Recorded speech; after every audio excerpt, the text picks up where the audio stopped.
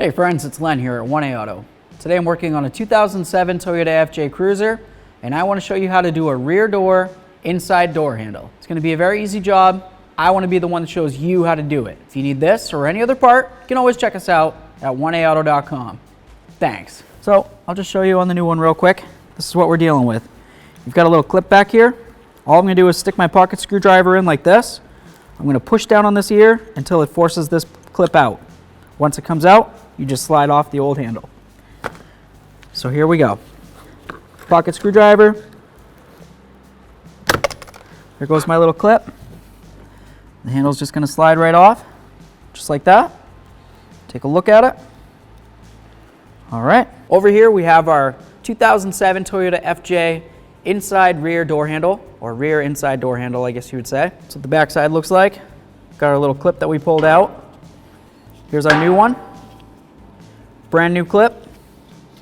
Even comes with a brand new washer. Lines up on there perfect. There really isn't too much to say about this. They look about the same. I don't see any reason why this wouldn't be a quality part to install into the vehicle, so I'm going to go ahead and do it. If you need this or any other part, you can always check us out at 1aauto.com.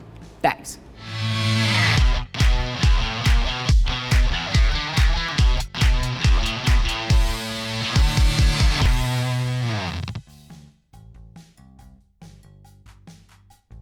Okay, so this is going to be so simple to put on. All we're going to do is make sure we have our little washer. You've got your little slots. They line up with those little pitons. Just push it on there. And then here comes the fun part. Go like this. Give it a nice little bonk. There we go. Easy peasy. Nice. Thanks for watching. Visit 1aauto.com for quality auto parts shipped to your door, the place for DIY auto repair. And if you enjoyed this video, please click the subscribe button.